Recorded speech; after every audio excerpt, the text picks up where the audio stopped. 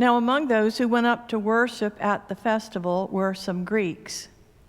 They came to Philip, who was from Bethsaida in Galilee, and said to him, "Sir, we wish to see Jesus."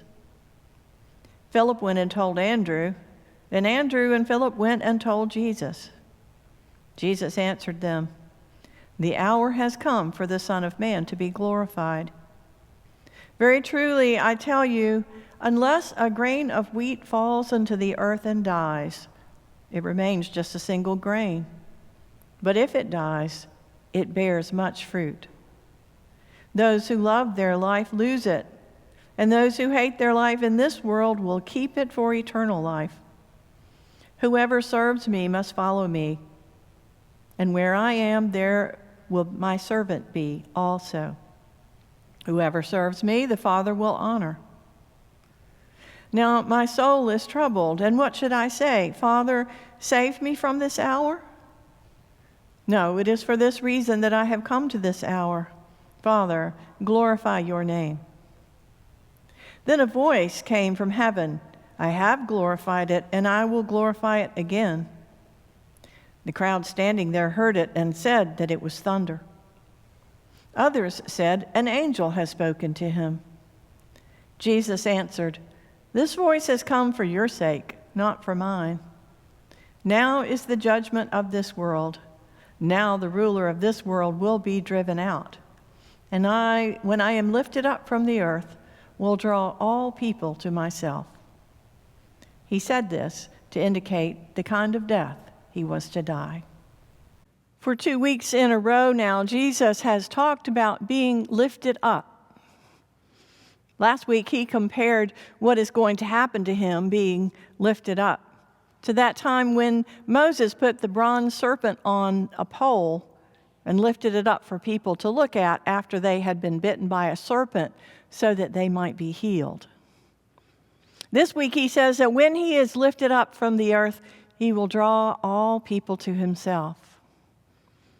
Both references, of course, are to the cross and also his ascension after his death. When he is lifted up upon the cross, everyone will look upon him and see the glory of God. Being lifted up will be an exaltation, and his ascension will be also a way for people to be reconciled with God. But despite the lofty language Jesus uses here, glorification, we're talking about something traumatic. All week I've been thinking about trauma. Most weeks I think about trauma because every time I look at or listen to the news, there is another agonizing story. This week, in Atlanta, my home for 30 years, a young white man decided that he needed to kill women in the Asian community, either because they were Asian or because they were women, or more probably both. And he was headed to Florida to kill more when he was caught by the police. In Myanmar, Southeast Asia, protesters demonstrating against a military coup that has taken over the country to overturn a civil election have been being gunned down by police for weeks now. And in Mozambique, Africa, insurgents have been beheading children for reasons still unknown. There are more stories from other cities and other countries, of course, including our own. There always are. And it's hard not to just want to look away. As we've moved closer and closer to Good Friday, I am more and more aware of just how close I feel to drowning in sorrow. How my sense of resiliency has grown so thin. Yet I believe that we cannot look away from trauma, from disaster.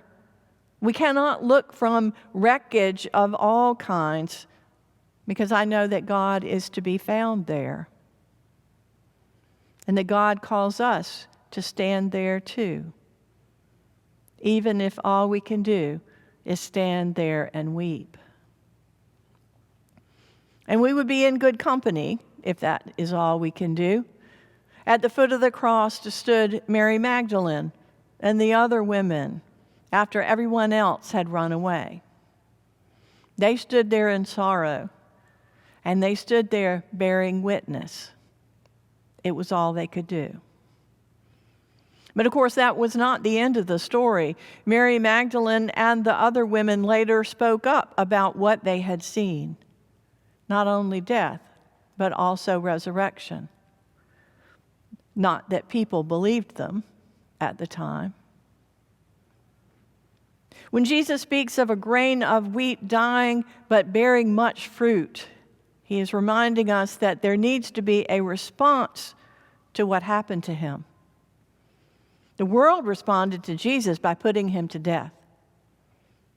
But also a community of believers was formed and responded by serving the world in his name, by bearing witness and responding to suffering.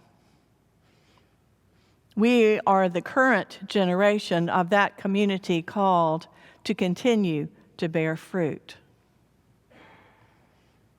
Now, it would be nice if our story were that Jesus was a good teacher who lived a good life and died a good death, a feel-good story of gentle wisdom imparted to eager and dedicated followers.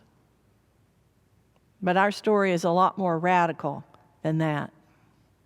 Our story is that we follow a man who turned things upside down, who erased traditional cultural boundaries, who flaunted customs, and who was willing to die rather than become complicit in the use of violence through which to take revenge or wield power.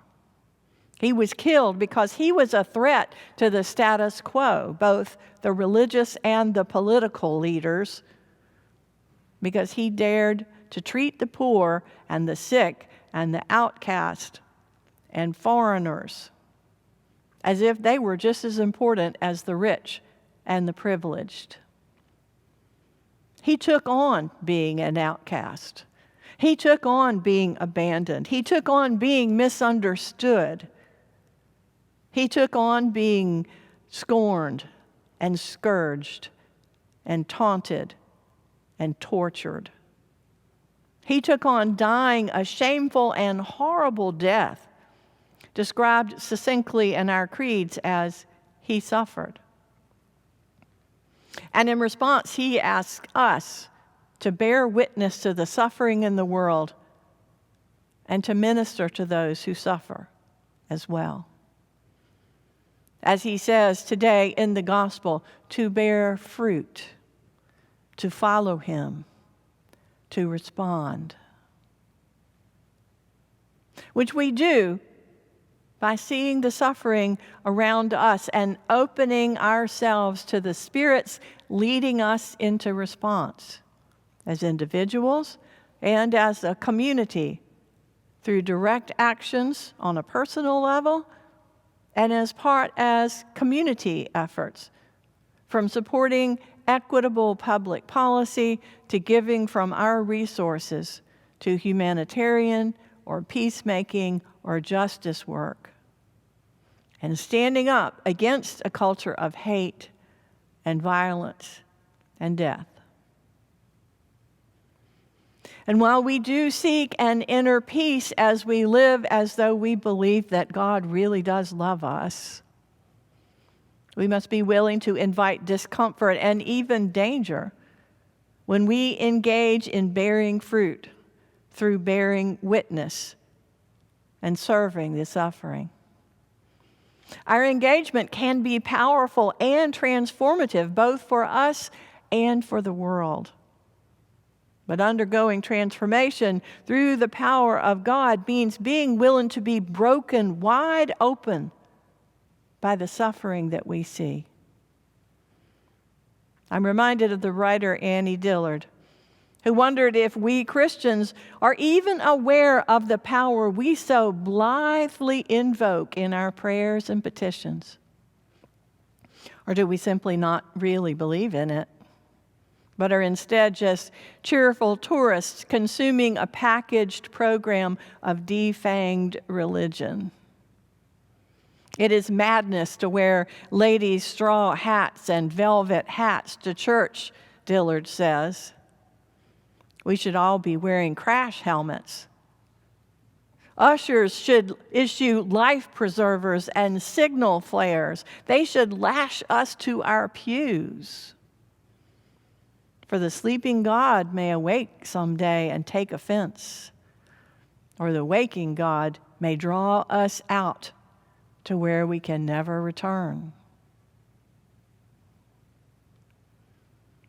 As Holy Week draws near and our sorrows and the sorrows of the world are about to be illuminated by His, what do we think that following Jesus is supposed to look like when He speaks of dying and bearing fruit, of losing our life to save it, to see glory, perhaps glory in the faces of Asian women, where others see shame, to hear thunder and know it to be the voice of God?